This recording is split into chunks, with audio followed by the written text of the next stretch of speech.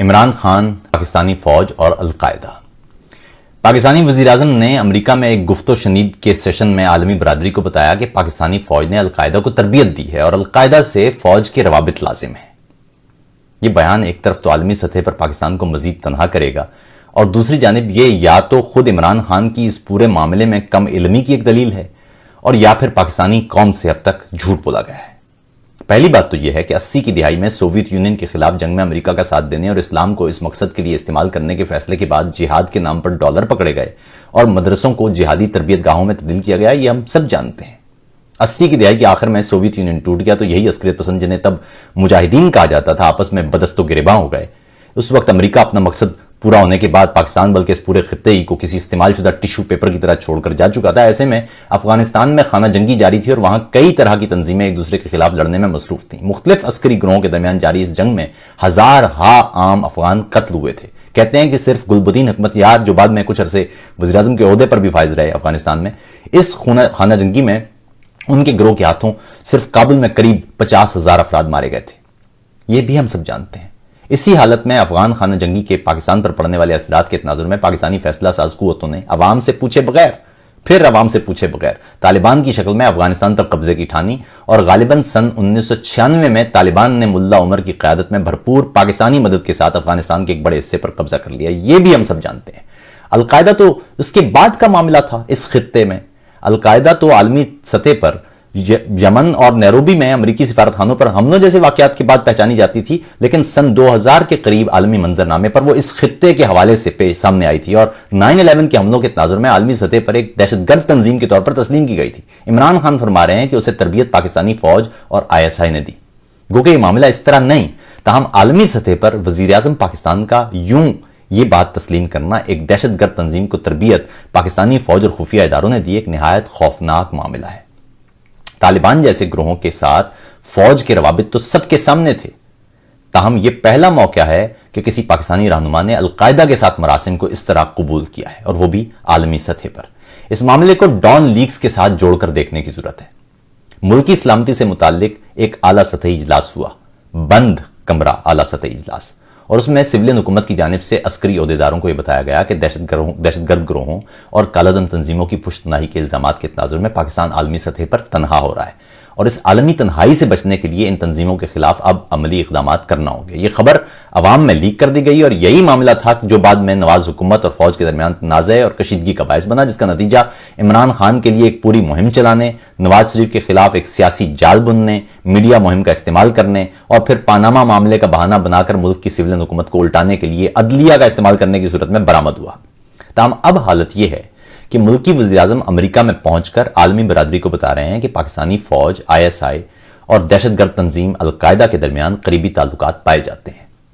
اس گفتگو میں عمران خان نے امریکیوں کو یہ بھی بتایا کہ خود فوج کے اندر تقسیم پائی جاتی ہے اور اسی وجہ سے کئی دہشت گردانہ حملے داخلی طور پر یا داخلی معلومات کی بنا پر ہوئے ہیں۔ انہوں نے اس کے حوالے سے سابق آمر پرویز مشرف پر ہونے والے دہشت گردانہ حملوں کا حوالہ دے کر بتایا کہ یہ حملے فوج کے اندر سے ہوئے تھے۔ اسی طرح مہران اور کامرا کے حملے بھی ہمارے سامنے رہے ہیں۔ یعنی دوسرے لفظوں میں وزیراعظم نے امریکہ کو بتایا ہے کہ نہ صرف فوج اور ISI دہشت گرد تنظیموں سے تعلق رکھتی ہے، بلکہ خود فوج کے اندر دہشت گرد عناصر موجود ہیں۔ اس انٹرویو میں عمران خان نے امریکی عوام کو اسامہ بن لادن کی ایبٹ آباد میں ہلاکت سے متعلق بھی ایک دلچسپ بات کہی۔ اس میں انہوں نے فرمایا کہ اس میں فوج کی قیادت کو تو علم نہیں تھا، مگر فوج ہی میں نچلے درجے پر مختلف افسران اسامہ بن لادن سے متعلق معلومات رکھتے تھے۔ یعنی یہاں وہ یہ بتا رہے ہیں عالمی برادری کو کہ فوج میں کچھ عناصر القاعدہ کے سربراہ اسامہ بن لادن کی مدد کر رہے تھے، تاہم فوجی قیادت کو اور سویلین قیادت کو جان بوجھ کر لا علم رکھا گیا تھا۔ عمران خان نے انٹرویو میں بتایا کہ اس واقعے کے بعد ایبٹ آباد کمیشن نے ایک رپورٹ مرتب کی تھی، تاہم انہیں اس رپورٹ کا اب تک کوئی علم نہیں ہے۔ یہ انٹرویو اس لیے خطرناک ہے کیونکہ اس میں اگر ایک ملک کا وزیراعظم ایک طرف تو سلامتی سے متعلق اہم ترین معاملات پر اپنی بے خبری اور لا علمی کا اظہار کر رہا ہے، اور دوسری طرف اقوام عالم کو یہ بھی بتا رہا ہے کہ یہ فوج کے اندر مذہبی بنیادوں پر تقسیم موجود ہے۔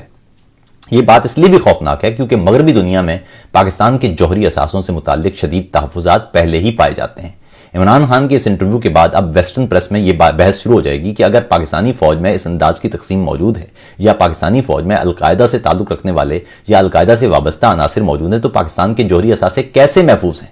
اس حوالے سے امریکہ اور متعدد مغربی ممالک متعدد مرتبہ پہلے بھی یہ خدشات ظاہر کر چکے ہیں کہ پاکستان کے جوہری اثاثے شدت پسند عناصر کے ہاتھ لگ سکتے ہیں، اور اب اگر ملک کے وزیر اعظم خود یہ اعتراف کر رہے ہیں کہ فوج کے اندر القاعدہ سے تعلق رکھنے والے عناصر موجود ہیں جو اعلیٰ عسکری اور سولین قیادت کو لا علم رکھ کر اپنے طور پر فیصلے کر سکتے ہیں، تو آپ خود بتائیے کہ مغربی دنیا میں اس حوالے سے وزیر اعظم عمران خان نے کیا پیغام پہنچایا ہے۔ اب یہاں خوفناک عمل یہ بھی ہے کہ پاکستان میں عوام کو پروپیگنڈے کے ذریعے بے وقوف بنانے کا عمل تو جاری ہے، مگر عالمی سطح پر ہمارے رہنما ایک بالکل مختلف بات کر کے وہاں کے لوگوں کا اعتماد اور حمایت حاصل کرنے کی کوشش میں رہتے ہیں۔ یعنی ہمارا معاملہ یہ ہے کہ قوم سے بات چھپانا ہے اور بیرون ملک بات بتانا ہے۔ بیرون ملک یعنی بیرونی دنیا میں پاکستانی تنہائی کی ایک بڑی وجہ یہ تھی یا یہ بھی ہے کہ یہاں عوام سے مسلسل جھوٹ بول بول کر اسے ایک بالکل مختلف تصویر دکھائی جاتی ہے، جبکہ عالمی سطح پر یہی رہنما ایک نہایت مختلف بات کر کے قوم کو یہ بتاتے ہیں واپس آ کر کہ شاید عالمی برادری سے جھوٹ بول آئے ہیں،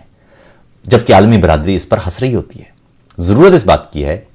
کہ اب قوم کو سچ بتایا جائے۔ اس ملک میں اب تک جتنے انکوائری کمیشن بنے ہیں ان کی رپورٹیں عوام کے سامنے رکھی جائیں تاکہ ماضی میں جو غلطیاں ہوئی ہیں وہ قوم کے سامنے آ سکیں اور قوم کو معلوم ہو کہ اس کے اصل ہیروز کون ہیں اور ملک کے اصل ویلنز کون ہیں۔ قوم سے جھوٹ بولنے کا سلسلہ اب بند ہونا چاہیے اور عالمی سطح پر پذیرائی کے لیے پاکستان سے متعلق جھوٹ بولنے سے بھی گریز کرنا چاہیے۔ اگر آپ کو علم نہیں تو اس سلسلے میں اپنی رائے محفوظ رکھیے۔ القاعدہ اور طالبان کا فرق اگر آپ کو پتہ نہیں ہے تو اس کا برملا اظہار کیجیے اور اس ملک پر اب خدا کا واسطہ کچھ رحم کھائیے۔ عالمی تنہائی کی حالت اب یہ ہے کہ کشمیر کے موضوع پر اقوام متحدہ کی انسانی حقوق کی کونسل میں قرارداد جمع کرانے کے لیے ہمیں فقط 16 ممالک کی حمایت درکار تھی، مگر ہم 16 ممالک کی حمایت بھی حاصل نہیں کر سکے۔ قرارداد پاس کرنا تو دور کی بات ہے۔ اس سے قبل عمران خان نے ایک پاکستانی نیوز انٹرویو میں دعویٰ کیا تھا کہ پاکستان کو حقوق انسانی کی عالمی کونسل میں 50 سے زائد ممالک کی حمایت حاصل ہے، حالانکہ اس کونسل کے رکن ممالک کی تعداد ہی 47 ہے۔ اس سے اندازہ لگا لیجئے کہ قوم سے کیا کیا جھوٹ بولے جاتے ہیں اور عالمی سطح پر پاکستان کی تنہائی کا عالم کیا ہے۔ اور خدا کا شکر ہوا کہ کشمیر کے معاملے پر یہ قرارداد جمع نہیں ہوئی، کیونکہ اگر قرارداد جمع کرانے کے لیے 16 ممالک ہمارے ساتھ نہیں تھے تو قرارداد منظور کرانے کے لیے ہم ممالک کہاں سے لیتے۔